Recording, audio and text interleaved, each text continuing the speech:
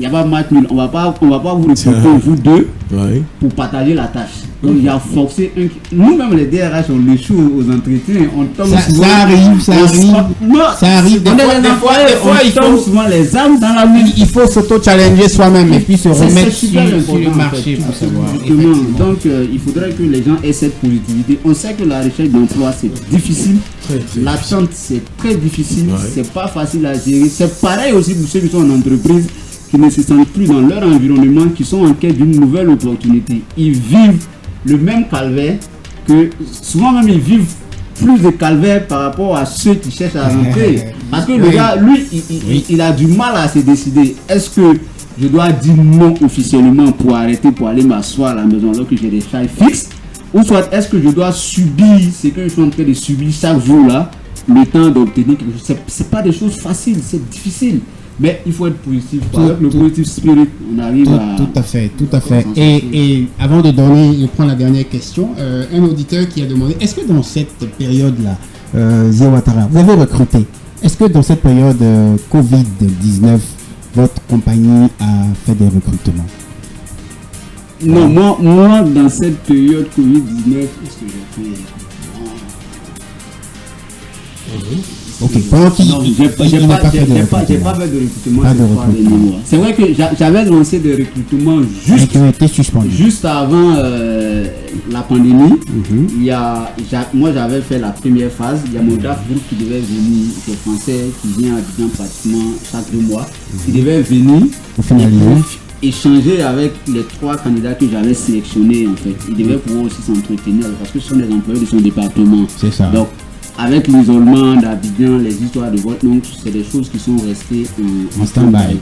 D'accord, ok, c'est bien. Alors, je pense qu'il y a Parker qui voulait poser une question. J'ai vu son doigt levé. Alors, une question à monsieur Zia Ouattara en tant que DRH. Alors, monsieur Zia Ouattara, vous avez en face de vous un CV qui est bien intéressant. Mais on constate que ce CV-là n'a rien à voir avec la personne qui est en face de vous. Tout à l'heure, vous avez parlé de ce fait. Mais vous constatez que le CV est certes intéressant, mais il n'est pas consistant par rapport à ce que vous recherchez. Il est minime. C'est-à-dire que la personne qui est en face de vous, par rapport à son CV, n'a pas un long parcours, un parcours qui est tellement important pour vous, pour pouvoir le recruter. Mais là, vous déposez le CV et vous commencez à discuter avec lui et vous comprenez que il n'est pas bon, il n'est pas totalement bon dans la théorie, mais dans la pratique, il est vraiment, vraiment super. Il arrive à vous décrire son travail dans la pratique. Mais vous arrivez à comprendre que dans la théorie, il n'a pas vraiment la théorie, mais c'est la pratique là qu'il vous décrit. Là, qu'est-ce que vous faites? Alors, c'est là qu'intervient la question d'expérience professionnelle. Quand dans le recrutement, on parle d'avoir un minimum, une expérience professionnelle de 2 ans, 3 ans, 4 ans, 5 ans, c'est parce qu'on a besoin de praticiens, pas de théoriciens. Parce qu'il n'a pas trop... C'est-à-dire que si le poste là, hein, M. Guillaume, on a besoin d'un mec qui a un bac plus 5. Lui-même, il a à peine bac même. Non, s'il a il n'a même pas eu bac. S'il a à peine bac ou il n'a pas eu bac, il ne sera jamais même sélectionné pour qu'il vienne faire l'entretien. D'accord. Puisque quand on va lancer l'offre, on va dire le niveau minimum requis, un BTS. D'accord. Bon, s'il n'a pas, il ne va même pas postuler. Parce que même s'il postule, pour rien au monde, vous allez le sélectionner. C'est une condition éliminatoire. Il peut avoir le niveau du BTS, voilà. Mais il peut ne pas avoir le BTS. On dit le BTS. On dit le BTS. Dans tous les cas, c'est le BTS. Je veux dire les critères pour que tu puisses analyser le CV, ça doit être réuni. D'accord. Ça doit vraiment être réuni. Parce que si quelqu'un te dit je fais tel métier sans diplôme, mais j'arrive à le faire, en entreprise, techniquement, dans la pratique, pour certains métiers, c'est pas sûr que de la manière qu'il faisait chez Guillaume, et puis moi, mes exigences chez moi, ça soit pareil en fait. Parce que les entreprises n'ont pas les mêmes niveaux, ils n'ont pas les mêmes tailles, ils n'ont pas les mêmes process, ils n'ont pas les mêmes politiques. Donc, pour certaines organisations, quand vous n'avez pas un niveau minimum, les process, vous n'allez pas vous retrouver. Si peut-être chez l'autre, tu faisais tes enregistrements, tes entrées-sorties sur un registre, un cahier que tout le monde peut utiliser avec le stylo, alors que chez moi, c'est digitalisé, il faut pouvoir utiliser Excel. tu vois, dit ça fait 20 ans que tu es devant l'entreprise de Guillaume, tu es vigile. Quand les gens rentrent, tu mets heure d'entrée, heure de sortie. Moi, je dis chez moi, on n'utilise plus le document physique. Chez moi, je vais te mettre un ordinateur à la guérite. Tu vas faire des tableaux Excel, tu vas faire les entrées, sorties. Toi, tu ne sais pas utiliser un ordinateur. Alors, pour compléter un peu à ce que Ziwata. Alors, moi tu veux peut-être... Monsieur Ziwata, si je comprends bien, votre entreprise priorise le diplôme forcément. Alors non, justement, je veux compléter, c'est important. La question est très bienvenue. Alors, il faut comprendre une chose, et je m'adresse à nos auditeurs. Et on va m'amener encore une autre question que je vais partager avec Ziwata tout à l'heure. Alors, quand on ouvre un poste, il y a le contenu de la mission qu'on présente. On dit que le candidat, voici les tâches et les missions qu'il sera appelé à exécuter. D'accord ? Ensuite, on vous parle du profil. Donc, pour faire a priori ces missions, ces tâches, pour les exécuter, voici le profil type de la personne qu'on veut recruter. Et dans le profil, on met des critères, comme Ziwata disait tout à l'heure. Donc, si certains critères sont bien précisés dans le profil, on dit il faut avoir fait l'école de MC Kwasi, il faut avoir la taille de Marc Robert, il faut être bilingue parfaitement, et puis il faut avoir tel autre critère. Mais vous-même, en préparant votre candidature, quand vous lisez le contenu de la mission, les compétences qui sont recherchées, si votre expérience ne vous met pas à l'aise face à cela, vous deviez vous retenir. Sinon, vous allez vous retrouver dans le lot des personnes qui disent moi je postule, j'envoie seulement mes mails, mais je ne reçois pas de retour. Maintenant, si vous avez passé ces conditions et qu'on a mis dans le profil que c'était un niveau bac plus 5, où il faut avoir, comme dans les organismes internationaux, on met bac plus 5. On ne met pas niveau. Donc, c'est sûr qu'au moment de la candidature, on va vous demander de produire des documents justificatifs avant même de démarrer les différents processus du recrutement. Ce qui fait que vous vous éliminez vous-même en postulant. Vous avez l'expertise, vous avez les compétences, vous avez l'expérience, mais il y a des conditions éliminatoires rattachées à ce poste-là auxquelles vous ne répondez pas. Donc, c'est pas une question de prioriser le diplôme ou pas. Moi, j'aime bien dire souvent que pour certains métiers, quand on est déjà dans l'entreprise, il y a des parcours aujourd'hui. Il y a la VAE, il y a la validation des acquis et des expériences professionnelles. On peut la mettre en œuvre pour mettre à niveau ses compétences métiers et avec un niveau d'un diplôme. Ça se fait. Donc, il faut juste trouver le bon organisme pour le faire.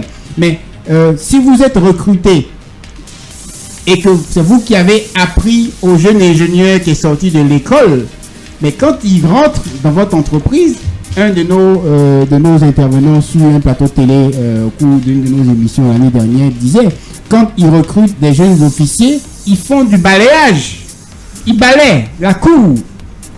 Pourtant, il est officier, mais il balaye la cour. Et le mécanicien qui est caporal, là, lui donne des instructions. Mais quand il va passer cette étape et qu'il aura acquis lui aussi de l'expérience, il deviendra le patron de ce monsieur parce que maintenant son diplôme sera mis en valeur. Donc le diplôme, il n'intervient dans la carrière de l'individu que lorsqu'on veut le promouvoir, lorsqu'on veut lui donner accès à un certain niveau de responsabilité. Donc ne vous auto-éliminez pas en ne regardant pas dans les détails une offre qui est publiée et puis systématiquement vous adressez vos candidatures. C'est pour ça qu'un CV, une candidature. Un CV, une candidature. Pas un CV pour toutes les candidatures. Voilà. Donc c'est important de le préciser. Merci, Charles. Voilà. Rapidement par rapport à ta question, chez nous on est effectivement on priorise les diplômes, mais nous on a la chance d'être dans un secteur d'activité on recrute des gens qui n'ont pas besoin d'aller à l'école.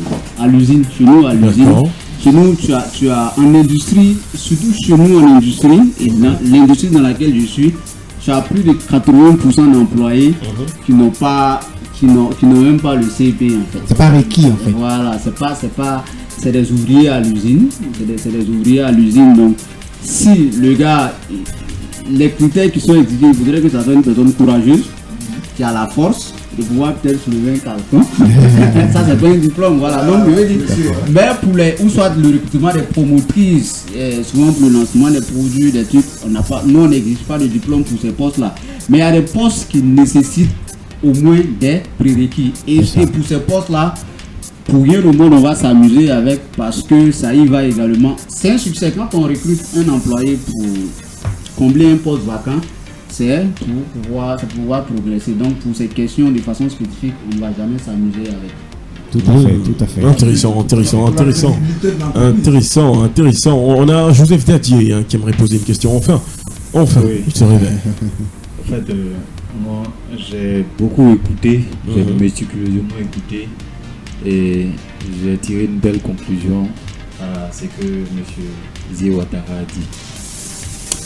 Je ne pensais pas qu'après avoir déposé un diplôme et une candidature, il fallait encore remercier, après avoir échoué à cette candidature-là, remercier ceux qui ont fait échouer. Puis je me demande, mais attends, quand je regarde celui qu'ils ont recruté là, ça me fait mal. Et puis je dois encore le remercier. Vraiment, je viens d'apprendre quelque chose d'important. Faut dire que ce sont les auditeurs comme moi qui vont vraiment être heureux de ce que vous venez de dire. Parce que c'est vraiment quelque chose de grand. On ne sait jamais. Peut-être vous déposez, vous remerciez, et puis après on vous recrute encore quelque part là-bas sans avoir déposé. On ne sait jamais. Mais vraiment, merci pour l'information. C'est bien. J'apprends bien. C'est bien, Dadier. Moi, j'aimerais bien répondre un peu à ta question parce que à plusieurs reprises, pour être un proche collaborateur de Marie-Catherine Coissy, à plusieurs reprises, on a eu à recruter des stagiaires comme ça. Voilà. Donc avec elle, on faisait les entretiens où elle nous disait faites les entretiens et puis emmenez-moi les dossiers et puis vous allez me dire qu'est-ce que vous avez pensé de certains. Mais tous les stagiaires qui étaient venus, qui avaient le niveau BTS que j'avais reçu avec une autre qui était là à l'époque, mais c'est la manière de tenir, de parler à celui qui te prend là dans l'entretien. C'est cette manière-là qui fait qu'il te capte, il met quelque chose de bien au niveau de tes notes, de tes appréciations, de son appréciation à ton rencontre, et il donne cette appréciation-là au DG ou au PDG. Il dit ouais, celui-là, quand on arrive sur la photo, non, celui-là, il a quelque chose, il a un truc, il a un air, il a quelque chose, il parle bien, il fait comme ci, il fait comme ça, ou bien il est un peu calme, mais quand il parle, il est bref, il est concis, il est précis. Est-ce que tu vois un peu? Mais il y a certains qui n'ont pas été pris, par exemple. Ceux qui avaient pris mon numéro, ils m'ont fait parvenir leurs SMS plus tard. Il y a un qui m'a écrit, qui m'a retrouvé sur WhatsApp un jour, monsieur Guillaume, tenez-vous bien. D'accord. Et le gars, il me fait un vocal et il me dit bonjour monsieur Sako de Cocody FM. J'ai participé la dernière fois. C'est bon, la radio m'a pas appelé, mais bon, je vous écoute souvent à la radio, dans vos émissions. En tout cas, bravo pour ce que vous faites. Vous avez une belle voix, si vous avez cela. Et je reste toujours disponible au cas où, parce que la radio c'est ma passion. Mais il y a quelques temps. Mais en fait, ça m'a fait plaisir. Moi, carrément, j'ai enregistré son numéro. On est devenus amis sur WhatsApp. Il y a un lien qui s'est créé. Et quelques temps après, quand il y a une possibilité de net, tu lui dis, viens, dépose ton dossier. Moi-même, je vais poursuivre ça même, m'achète. Tout à fait. Et puis on te prend. Et c'est fait, il est pris. Donc c'est pour répondre un peu à ta question. Moi, j'ai même pas besoin de poser la question aux deux professionnels qui sont là. Moi-même, il y a téléphone même. Et puis, même par rapport à ça, ouais, le diplôme, c'est le candidat qui valorise son diplôme. C'est ça. C'est le candidat qui valorise son diplôme. Si vous n'êtes pas là à l'école et que vous avez eu votre diplôme, ça c'est vous. Si vous avez cherché les compétences pour pouvoir combler le gap de cours que vous avez raté, ça c'est ce qui est important. Ok? Moi, pour la petite histoire, en 2015, j'étais encore dans une industrie à la zone industrielle de Yopougon. je recrutais des stagiaires chimistes. Donc le niveau minimum c'est le BTS. Tenez-vous bien, j'ai demandé au directeur de la production de l'époque de faire un test théorique. Okay, parce que c'est la chimie, c'est pratique. Voilà. Comment est-ce qu'on doit fabriquer peut-être, je dis n'importe quoi, un savon. Donc il faudrait que celui-là qui a un diplôme d'ingénieur en chimie puisse au moins décrire le process. Et c'était ça le test théorique qu'il devait faire. Il a composé le test. J'ai mis les candidats dans une salle de formation. Il y avait des BTS, il y avait des ingénieurs.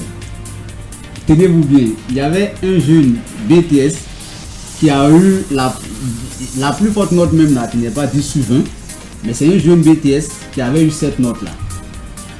Et même quand on les a pris de façon pratique, c'est ce jeune BTS là qui venait de finir, et les ingénieurs qui venaient de finir, c'est ce jeune BTS là qui avait remporté, qui avait réussi à capter et à tirer. Et le directeur de la production a dit, le petit là, je le veux. C'est ça. Il a du paquet. Lui là, il suffit de faire comme ça. Il faut le formater. Il faut le formater, il peut faire beaucoup de choses. Et quand le petit a commencé, après j'ai changé avec lui, je me suis rendu compte que il passe tout son temps à faire des recherches, que même en fait son directeur de production là ne prend pas la peine de faire. Donc il venait tellement tout le temps lui faire des propositions que le petit, quand il a fini son stage, il a directement été engagé, il est resté en emploi, voilà. Simplement. Exactement. Donc, on s'en fout de ton diplôme de docteur. C'est ce qu'on appelle la force de proposition. Après avoir la chance, peut-être vous avez un diplôme en communication et puis peut-être vous retrouvez responsable qualité. Ce n'est pas des choses qui s'obtiennent en recrutement direct. Vous êtes dans une entreprise, on connaît vos compétences. Ok? Dans l'évolution, vous pouvez vous retrouver à changer de métier par nomination. Vous voyez? Et généralement, c'est ce qui arrive en fait. Mais pour dire, vous avez un diplôme de comptabilité, vous avez un diplôme de ressources humaines, et puis vous êtes dans une entreprise où vous êtes comptable, et puis un poste de ressources humaines, vous allez vous lever pour postuler, vous n'allez jamais rentrer. C'est pas évident que vous remportez. C'est même pas évident qu'on vous appelle pour un entretien. Parce que votre expérience professionnelle, elle n'est que comptable. Mais si votre objectif c'est de devenir DRH et que vous êtes dans cette entreprise, que vous êtes patient, vous prenez votre mal en patience, vous développez des skills, vous montrez l'envie, vous avez... Déjà dans l'environnement, on vous connaît en fait. Il peut arriver un matin que, étant comptable, on vous confie le poste de RH. Ça peut être chargé des ressources humaines, vous allez faire 1 an, 2 ans, un matin, vous allez vous retrouver DRH et vous allez consolider une expérience dans cette fonction-là. Et après, c'est cette expérience que vous utilisez. Et moi, ça, c'est mon exemple pratique. Tout à fait. Je suis rentré en tant que comptable. Je suis resté dans la boîte comptable. La chance que j'avais, c'est que je faisais la paye en tant que comptable. Et ça s'est fait dans pas mal de... Même si la paye était des ressources humaines. Justement. Et j'ai développé beaucoup de choses, beaucoup de bons sentiments d'appartenance avec les employés. Parce que quand ils prenaient leur bulletin, c'est vrai que c'est la DRH qui finalisait, mais c'est à la comptabilité, c'est sur le logiciel. Le lien s'est créé avec toi. Les gens ils passaient prendre les bulletins, même quand ils avaient des soucis avec leurs bulletins, c'est moi qui les passais voir et autres. Donc, et puis les employés, ce qui les intéresse le plus, c'est l'argent. Donc, ce lien-là s'est créé entre nous. Et quand il y avait des problèmes avec les employés, quand ils venaient, j'étais réceptif, je changeais avec eux, je prenais leurs problèmes pour aller défendre les DRH. J'ai réussi à... Moi, quand j'ai été nommé DRH, j'ai même pas payé pour le manger parce que c'est venu comme ça. Ça m'a gagné, c'est pas quelque chose qui m'a surpris, mais ça a été une joie immense. Non, en fait, malgré que le c'était comme quelque chose qui devait arriver pour vous. Ça allait arriver en fait. Pas comme quelque chose qui devait arriver. Je m'y attendais pas. C'était pas initialement dans mon plan de carrière. Je ne sais pas si vous voyez. Il y a juste le choix qui a été porté sur ma personne, tant par les employés, tant par le manager, parce qu'il y a le directeur de ressources humaines de l'époque qui venait de démissionner et ils étaient en réflexion entre est-ce qu'on recrute une nouvelle personne? Que le recrutement d'une nouvelle personne c'est toujours coûteux, ou soit on prend quelqu'un en interne qu'on va former, on va accompagner, et tout de suite il y a eu des enquêtes, le choix s'est porté sur moi et il y a eu une réunion de conseil d'administration comme ça où j'étais assis et puis on fait sortir le nouveau organigramme. Voilà, je suis nommé DRH. Effectivement. Moi, quand j'ai été nommé, je Quelle a été votre réaction sur le coup? Franchement, comme je le dis, c'est pas mais ça m'a pas dit grand chose en fait. Immédiatement, ça m'a pas dit grand chose. Pour moi, c'est une fonction comme toute autre. Le plus important, c'est de réussir les missions qu'on m'a confiées là. Donc, j'ai pris ça de façon simple. J'ai pas fait la tête parce que je suis passé DRH. Les gens venaient dans mon bureau DRH. Et j'avais le même comportement. Les gens disaient, autant même matériel DRH, il y a des comportements que tu as, maintenant tu dois arrêter.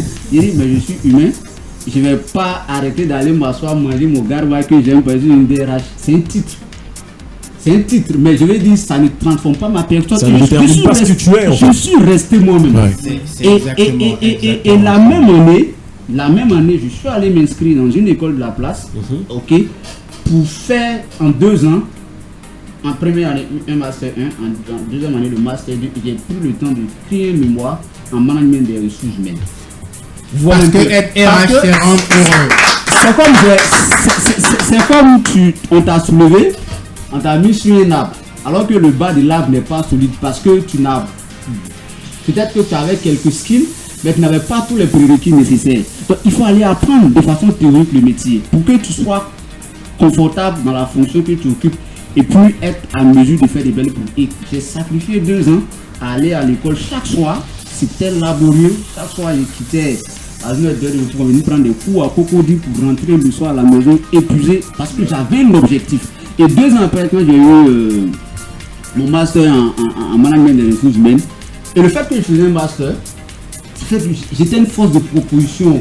De façon pratique, les problèmes que je rencontrais en entreprise, quand je partais le soir, je les posais à mes professeurs qui me donnaient des orientations. Donc j'étais celui-là chaque fois qui envoyait des propositions. Et on peut l'applaudir parce que c'est une expérience qui est intéressante. Alors, Ziawatara, c'est intéressant ce que tu dis et je pense que ça donne des idées. Monsieur Guillaume, là on attaque un autre volet de cette émission-là. Ça sera quel autre volet? Tout à fait. On va partager avec le coach Kevin, tout à l'heure comme je l'ai dit. Que nous allons avoir au téléphone. Et ça va nous donner l'occasion de faire notre simulation d'entretien avec Lynn, puisque, comme on l'a dit tout à l'heure, l'anglais est important en matière de ressources humaines, en matière de recherche d'emploi aujourd'hui, mais surtout pour se positionner à l'international, d'accord? Et les informations qui sont mises sur le CV doivent être des informations qu'on peut défendre. Quand on met sur son CV niveau académique, j'ai jamais trop compris quand les candidats mettent niveau académique sur leur CV en anglais, alors qu'ils ne savent pas qu'on dit niveau académique, mais c'est l'université. Donc quand vous dites niveau académique, moi je suis à l'aise pour parler avec vous. Soit vous dites basique, ou bien, je sais pas moi, faible niveau, ou bien moyen, ou compétences professionnelles parfaites. Mais si vous dites niveau académique, je sais pas, Zié, qu'est-ce que tu en penses? Effectivement. Le niveau académique, c'est au moins tu apprends l'anglais depuis. Si je prends de la 6e à la terminale, ça fait 7 ans. En 7 ans, si tu apprends une langue, tu dois pouvoir la maîtriser. Ah, mais c'est sûr. Parce que là, on va tenter d'établir la connexion avec notre interlocuteur. Tout à fait. Alors, et pendant que on tente de joindre le coach Kevin, je vais poser la question suivante à Ziawatara. Alors, on veut commencer à faire notre coaching online sur le CV, le haut du CV. D'accord? Lynn Andrade a adressé son CV, d'accord? Et dans le CV, il y a combien de parties suivant l'école à laquelle tu appartiens? Puisque, pour votre information, chers auditeurs, la rédaction d'un CV, ça dépend de l'école à laquelle on appartient. D'accord? Donc, on va s'en tenir à l'école de Ziawatara et il va nous dire sur un CV, il y a combien de parties? D'accord. Ok. J'avoue que la question me surprend parce que moi, sur mon CV, moi de façon particulière, sur mon CV, il y a beaucoup de parties. Parce que tout dépend de ce que vous voulez faire ressortir sur un CV. Moi, sur mon CV, par exemple, vous verrez, même l'animation que j'ai eue ici, sur mon CV, je vais la mettre en fait dans la partie haute. Et puis, je vais pouvoir mettre une personne référente qu'on peut appeler pour vérifier. Et ça, je peux le faire ressortir parce que je veux montrer qu'en termes de communication, je suis à l'aise. Donc, le CV, ça dépend. Ok. Donc, mais de façon classique, sur un CV, on a la présentation, qui est le haut du CV. Donc, dans la partie présentation, vous avez tout ce qui est photo à gauche ou à droite dans le système francophone. Et dans le système, je crois, anglo-saxon, et chez eux, la photo, c'est pas nécessaire. La photo chez eux, c'est pas nécessaire. Donc, déjà ça. Et toujours dans le haut, hein, soit à gauche ou à droite, vous avez votre présentation. Ouattara, la répète des enfants, si vous voulez. Toutes les informations de ce genre, quoi. C'est-à-dire votre présentation que vous allez mettre avec vos contacts, votre email, votre âge. Mais ce qu'on demande aux gens à ce niveau-là de façon corrective, c'est que au lieu de mettre né-le, on vous dira directement mettez votre âge. Ok, au lieu de mettre né-le, 2 points, mettez directement votre âge, c'est-à-dire, je dis n'importe quoi, Ouattara, Ivoirien, tu mets ton âge X1, tu peux mettre ta situation matrimoniale si tu le désires, ton contact et ton adresse email. Et éventuellement, si tu as un compte LinkedIn, un compte Facebook que tu as envie de faire ressortir pour te mettre à la place sur toi, tu peux mettre le lien de ton compte LinkedIn ou Facebook ou quoi que ce soit, les différents réseaux sociaux. Donc du coup, ça permet à la personne, en posant sa curiosité, peut-être de pouvoir accéder directement sur votre compte Facebook pour aller voir le type de personne que vous êtes, ou soit votre compte LinkedIn, pour aller lire votre parcours. Ça, c'est la première partie. Après, on attaque la deuxième partie. Il y en a qui commencent par diplôme et formation. Diplôme, formation, certificat. Il y en a qui commencent par ça. Il y en a par contre qui commencent par l'expérience professionnelle. Moi, en général, après la présentation, je passe à la deuxième étape qui est l'expérience professionnelle. Donc, je commence par l'expérience la plus récente. Ok, et je continue avec les autres expériences beaucoup plus bas. Donc après, quand je finis avec, et pour chaque expérience, il est préférable que vous mettez les références en bas. Les personnes, vous mettez référence 2 points, vous pouvez citer le nom de 2 ou 3 personnes pour le poste que vous avez occupé, qui sont dans l'entreprise, qu'on peut appeler pour vérifier si réellement vous êtes. Donc, vous mettez les références, vous pouvez mettre les références directement en bas de chaque expérience. Ça facilite un certain nombre de choses. Donc, quand vous finissez avec les expériences, dans la troisième partie, vous avez diplôme, formation, certificat. Moi, c'est comme ça, je mets diplôme, formation, certificat. Donc, je commence par les diplômes. Les diplômes, c'est les diplômes de fin de cycle. On ne va pas mettre Master 1 sur un CV. Ce n'est pas nécessaire.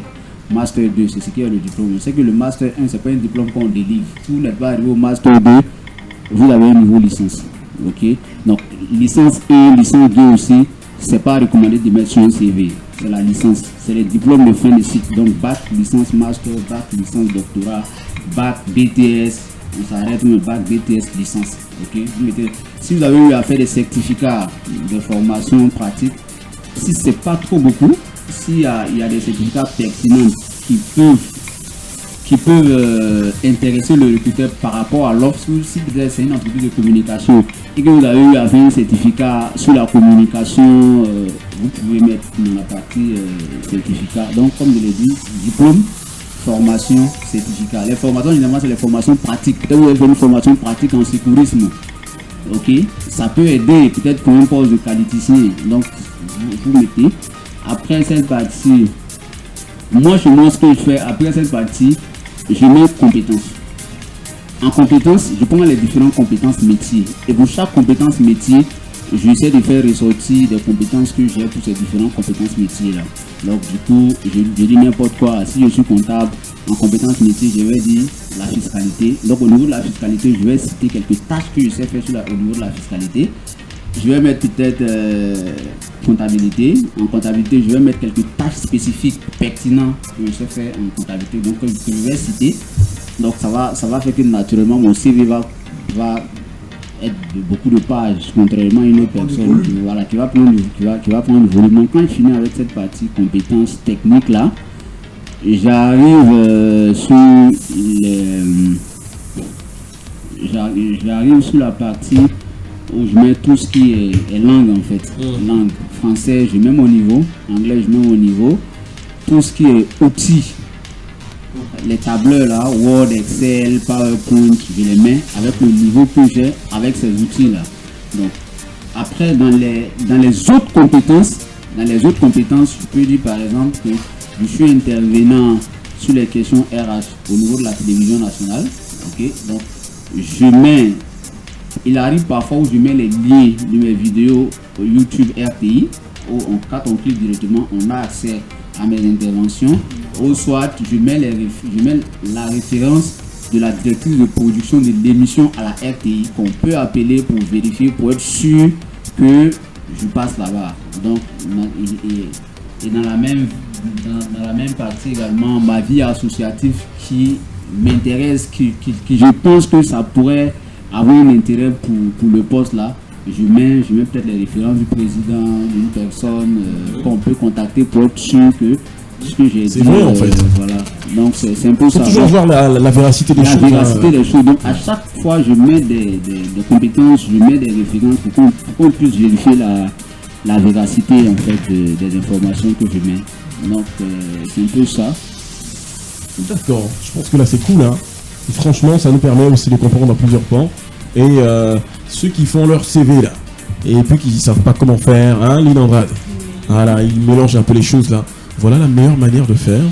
Et donc, à partir de là, on comprend maintenant ce qu'on doit faire, ce qui est mieux de faire. Hein, n'est-ce pas, le doyen? Oui, absolument. Bon, après l'exposé de M. Zier, voilà, on est situé sur beaucoup de choses parce que il est toujours bon d'apprendre. Et à travers les dires de M. Zier, on est réconforté dans le fait que la tâche de DRH est une tâche vraiment exaltante, mais en même temps, elle est compliquée, difficile, parce que c'est quand même la gestion des hommes. Mais bon, en tout cas, je remercie M. Zier de nous avoir donné toutes ces précisions-là. Voilà. Moi, je suis satisfait. C'est bon, hein, on a en direct notre interlocuteur. Tout à fait. Coach Kevin, bonjour. Bonjour. Oui, alors merci de nous rejoindre à la radio Cocody FM. Ici c'est Cocody. Nous avons sur le plateau Zier Ouattara, DRH professionnel des ressources humaines et passionné comme nous. Nous avons aussi tout le staff. Hein. On a Parker, on a Joseph, on a Linandrade et puis on a notre doyen qui nous fait le plaisir de participer avec nous. Alors, l'idée aujourd'hui, c'est de nous éclairer sur le volet coaching concernant l'anglais. Aujourd'hui, nous avons démontré autant que possible que l'anglais est un outil important pour l'ensemble des candidats qui veulent se positionner sur un marché, notamment à l'international. Voilà. Donc, comment vous allez? Allô, je ne vous reçois pas du tout. Vous ne me recevez pas? C'est bon, c'est là, c'est bon maintenant. D'accord. Là, donc vous ne m'avez pas entendu, c'est ça? Non, pas du tout. D'accord. Alors, là, la question que je voulais poser, c'est la suivante. Est-ce que vous pouvez nous faire une présentation des codes en anglais quand on veut se présenter? D'accord. Là, j'ai une candidate en face de moi. Linandrade, bonjour. Bonjour, monsieur Guillaume. Entendu, Linandrade? Coach Kevin? Si, je l'entends. D'accord, super. Alors, Linandrade est notre candidate du jour et on veut faire une simulation avec elle d'un entretien en anglais sur le haut du CV. D'accord? Sur le haut du CV. D'accord? Est-ce que vous pouvez initier cet entretien-là à la suite de M. Zier qui va faire la partie en français? D'accord, ok. Ok. D'abord, mon nom c'est Coach Kevin et je vous remercie déjà pour l'opportunité qu'il m'a donnée de rebondir sur les codes RH. Ça, c'est la première chose. Alors, déjà, la première chose,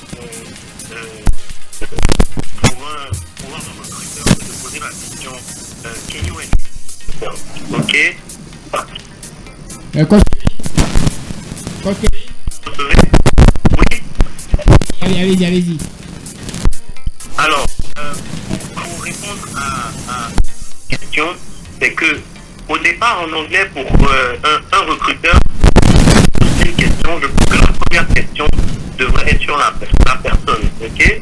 Donc, le recruteur posera la question, can you introduce yourself? Alors, je pense qu'on va rappeler le coach Kevin. Problème de connexion, on va vous rappeler dans 2-3 minutes, d'accord? D'accord. Merci à tous. Allô, coach Kevin? Oui, monsieur Guillaume, je vous reçois. Ok, super. Alors, donc, monsieur Ouattara, il initie en français et vous reprenez derrière avec notre candidat du jour, Lynn Andrade. Vas-y. Bonjour Lynn. Ok. Peux-tu te présenter s'il te plaît? Je suis Lynn Andrade Irié. Je suis Lynn Andrade Irié, j'ai 23 ans. Je suis Lynn Andrade Irié, j'ai 23 ans. Je vis à Odocuis. Je suis titulaire d'un BTS en ressources humaines et communication.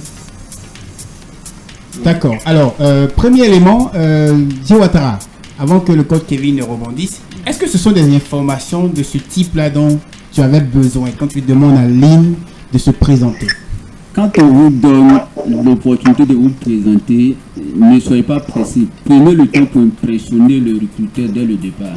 Donc, je suis Lynn, jeune ivoirienne âgée je dis n'importe quoi, 23 ans, célibataire, diplômée d'un diplôme BTS en ressources humaines. J'ai commencé ma carrière il y a 5 années de cela. J'ai commencé ma carrière en tant qu'assistante ressources humaines dans telle entreprise où j'avais en charge de faire les différentes tâches. Après 2 ans passés sur cette entreprise, j'ai été recruté par X entreprise où j'ai été pendant 2 ans chargé peut-être de la paye ou responsable des ressources humaines. J'ai eu également à travailler sur un certain nombre d'aspects. Et au niveau de cette entreprise-là, j'ai eu à travailler sur des projets tels que. Et après ça, avec l'envie de pouvoir relever d'autres défis, d'autres challenges, j'ai été recruté par X entreprise où je suis encore actuellement en qualité de temps. Donc là-bas, j'occupe tel poste. Voici les activités que je fais. Au niveau de cette entreprise, j'ai eu l'occasion de travailler sur des projets intéressants tels que. Donc, vous prenez votre temps et ça permet de réorienter l'entretien et le discours. Alors, moi, je vais laisser certainement Lynn parler, mais tout ça dans la présentation. D'accord, allez, on va s'en tenir à ce que le coach Zié vient de dire. D'accord. Allez, Lynn, on t'écoute. Je reprends. Oui, tout à fait. Ok, je suis Lynn Andrade Irié, j'ai 23 ans. Je suis célibataire, je ne suis pas mariée. Je suis titulaire d'un BTS en ressources humaines et communication. Oui. J'ai en effet effectué un stage à Radio Cocody FM en tant qu'animatrice radio. Ok, alors, coach Kevin. Oui. Alors, moi, j'ai une question. Est-ce que, en anglais, suivant votre expérience, est-ce que on peut se lâcher de cette façon au cours de l'entretien? Alors, moi j'ai exercé en multinationale en Angleterre. Alors, au recrutement, il est quand même indiqué quand un recruteur vous pose la question « Can you introduce yourself ?» qui veut dire tout simplement « Est-ce que vous pouvez parler de vous ?» C'est juste de dire votre nom, mais on le dit d'une façon très amicale parce que déjà en anglais, quand vous voyez le pronom personnel « you », il représente « tu » et « vous » en même temps, ok? Et quand on dit en français, et quand on parle des noms, on commence toujours par le first name qui est le prénom. Donc, tout le monde a l'habitude de s'appeler par le prénom, ok? Donc, l'atmosphère est beaucoup plus décontractée. Donc, quand on demande à quelqu'un de s'introduire, la personne dira tout simplement « Je suis Kevin ». Donc, « I am Kevin », ok? Ou « I am I am André », ok? Donc, il faudra tout juste parler de ce qu'on aime, de sorte à, je rejoins ce que le coach a dit tout à l'heure, à impressionner le recruteur. Donc, c'est à peu près ça. D'accord. Alors, est-ce que vous donner un coup de main à Lynn si elle devait se présenter en anglais? Et elle va reprendre après vous. Alors, la chose la plus simple, déjà, puisque nous faisons du coaching, nous avons tout simplement décidé de briser tout ce qui est difficile en musique. Ok. La formule My name is, c'est encore pour les enfants du secondaire dans les écoles privées ou publiques. Ok. C'est quelque chose qui ne se dit généralement pas. Ok. Donc, pour aller plus vite, pour être un professionnel qui maîtrise l'anglais, il faudrait qu'on aille rapidement au plus. C'est I am Evelyn, I am Sylvie, I am. Ok, donc juste commencer par I am et dire le nom. Ok. Ok. Voilà. Après le nom, on va juste tout simplement parler des hobbies. Donc, je donne un exemple. Je donne peut-être un exemple personnel. I am Kevin and I love football, I love reading, I love jogging, and I think I am the good candidate for you today. Donc ça c'est juste un exemple. Ok, d'accord. Ok, ça c'est bien dit. Ça veut dire que le samedi prochain, quand vous allez recevoir le CV de Lynn Andrade qu'on va partager avec le coach, vous ferez la partie en anglais. Alors, Zie Ouattara, on poursuit. Une autre question, Aline. On a un entretien. Quelle est votre expérience qui vous a le plus marqué? Mon expérience qui m'a le plus marqué. Bon, mon expérience, vu que je n'ai pas vraiment d'expérience,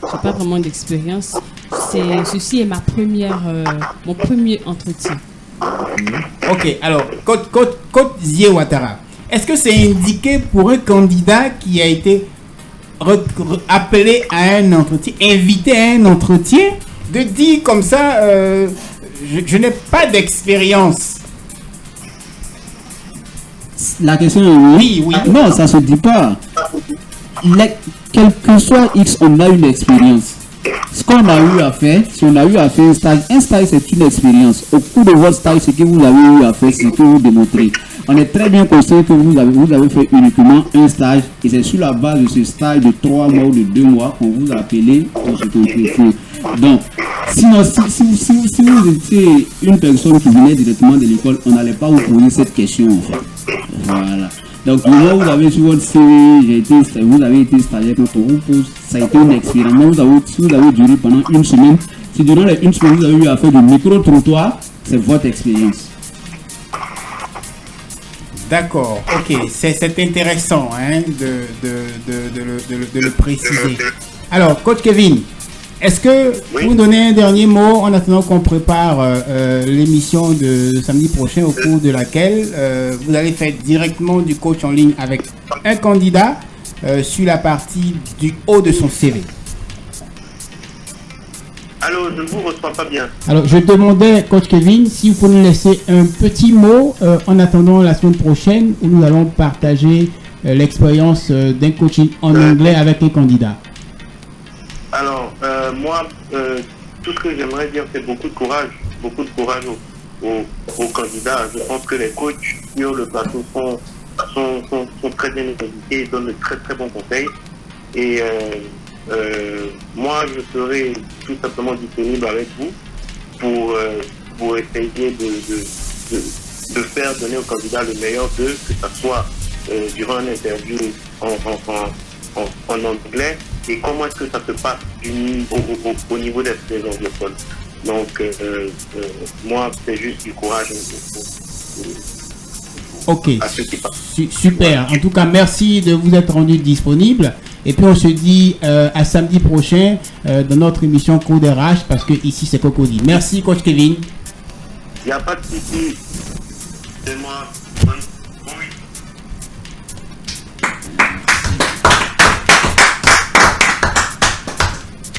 Ok, alors, on va donner l'occasion à Zie Ouattara de nous donner son dernier mot. Mais avec la permission de Parker, comme je l'avais souhaité, je vais vous parler juste de la partie du haut du CV toujours, sur le cul de la matrice Cauchy que je propose, hein, d'accord. Cette matrice présente 4 éléments. Qu'est-ce que je sais faire, d'accord. Généralement, les candidats, ils doivent comprendre que sur un CV, on doit mettre plus en avant ce qu'on sait faire, d'accord, et un peu moins ce qu'on peut faire, et généralement pas du tout ce qu'on veut faire. Mais ce à quoi on assiste malheureusement, c'est que vous mettez plus souvent ce que vous voulez faire et que vous ne savez pas faire forcément, et pour lequel vous avez besoin de compléter votre formation ou d'avoir d'autres expériences. Donc, sur la partie de votre CV, il s'agira naturellement de mettre en avant et plus exactement ce que vous savez faire, vos compétences métiers, vos compétences qui vous démarquent, qui parlent pour vous. Et quand il s'agira de répondre à une question au recruteur sur parlez-nous de vos expériences, il faut s'appuyer sur ce que vous avez fait effectivement.